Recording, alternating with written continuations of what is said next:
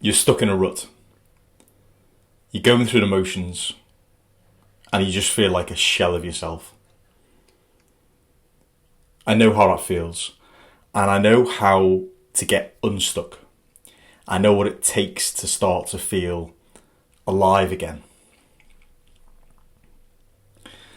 So for many of us, I think at times we can feel like we're just going through the motions of daily life.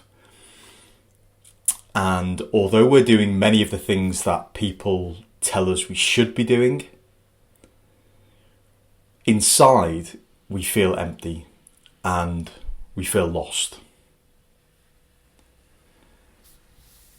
I first started to feel like this many years ago, and throughout my adult life, at times I felt like I've had it all.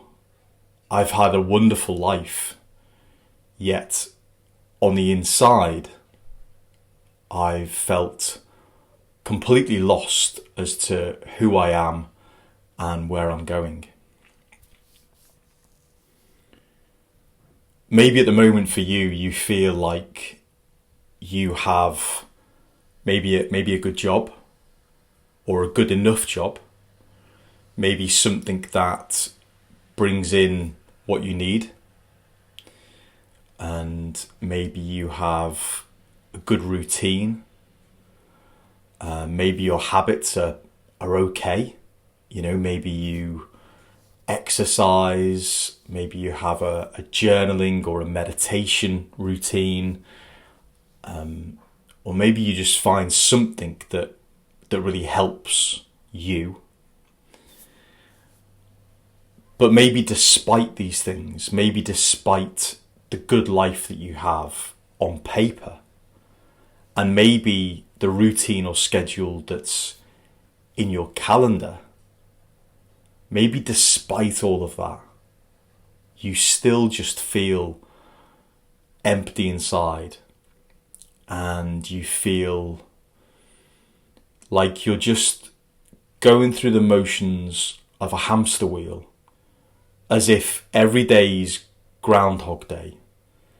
Maybe every now and again there's something that gives you a bit of a burst of energy, but ultimately you feel lonely in a crowded room, and maybe you don't feel comfortable to talk to anybody about that because, well, you're supposed to be fine, aren't you? You've got it good. Maybe you don't feel comfortable talking to people because you feel like maybe you'll sound ungrateful for the things that you have, for having a decent job that brings in enough money for you to live a good life. Maybe you'll feel ungrateful for the fact that you're fit and able to exercise when you want to. Maybe you'll feel ungrateful for having disposable income. That means that you can go and visit friends and family and have a good time. And so I think it's quite important that we just take a little step back and we give ourselves permission to say that it's okay not to be okay. I think that's the very first thing that we need to do, is just give ourselves permission to realise that what's important to you is important to you. And once we give ourselves that permission, then it gives us a certain freedom. Because we are no good to ourselves and we're no good to others if we're not being true to ourselves.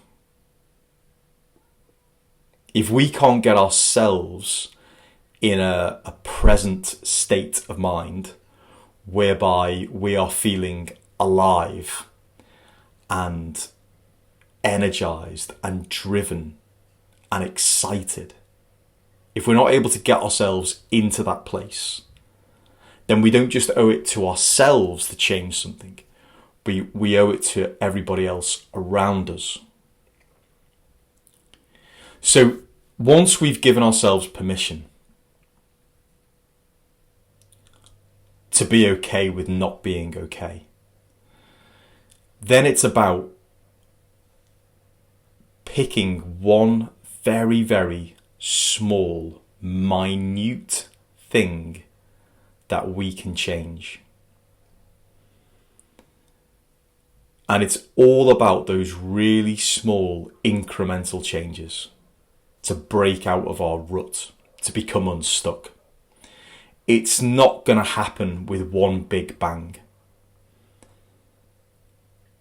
It feels good and it seems good to dream about that. And I'm sure that, like me, you've probably sat there at times thinking, do you know what? Let's just rip up the rule book. Let's completely self-sabotage my life.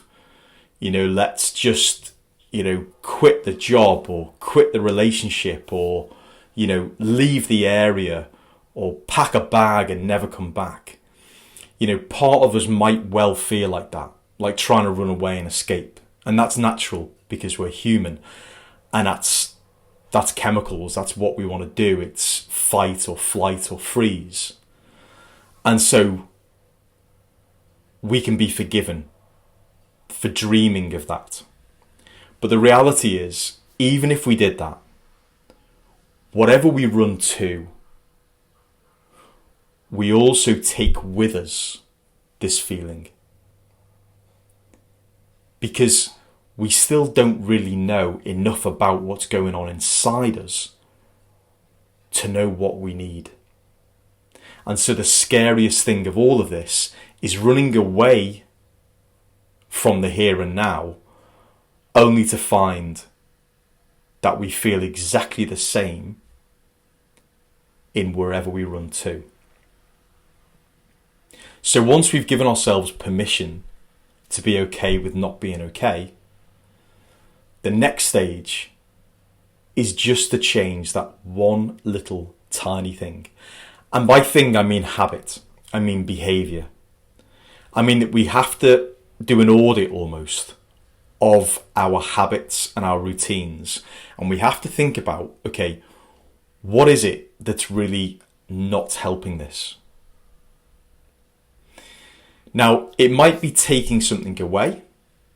It might be adding something on. But whatever that is, it might be a relatively small thing that has exponential impact upon our life and upon how we feel. So there's two main times in my life that I have felt very stuck. And I felt like I was in a rut that I couldn't get out of. One of them was in my early 30s. Well, actually, probably just before I was 30. And we were living in the southeast. It was me and my now wife, who was my girlfriend at the time. We were renting a place in the southeast, in a county called Kent. So we lived about 45-minute train ride from London. We were both in great jobs, succeeding and flourishing in our own careers. Hannah was in teaching, I was in sports development. We were both on the best wages that we'd ever been on. We had no dependents, so we had no children at the time, and we had no... our parents were fine, they were independent, they didn't need our help. And so we spent a lot of our time around that period using our disposable income just to enjoy life. We work on 9 to 5, and then we travel at weekends to stag do's and hen do's and weddings and just have a royally brilliant time. And I could essentially schedule and routine my life as I wished.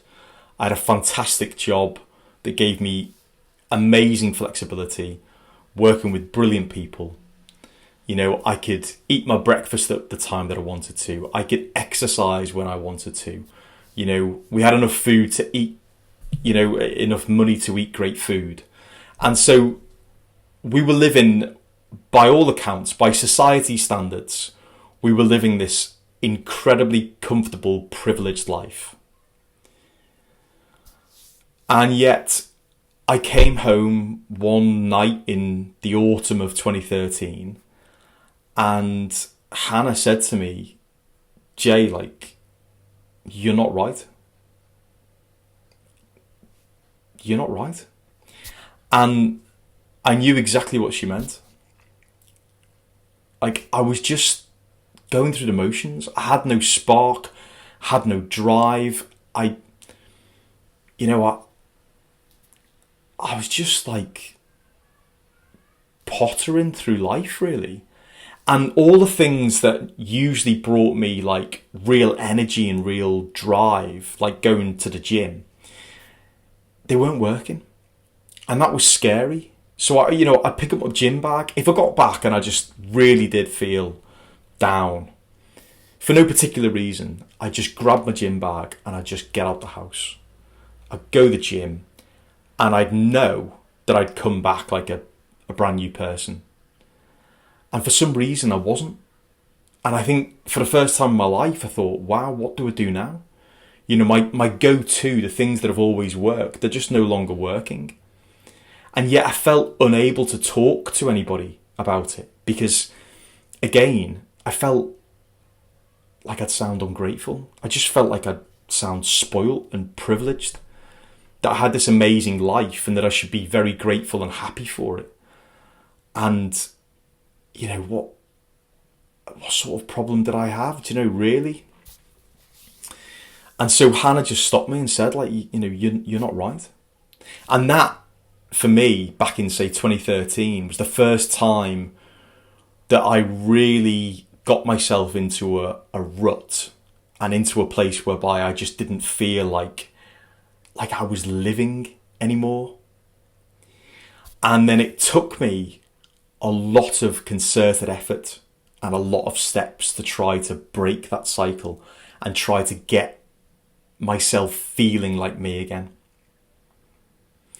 And that's difficult to do.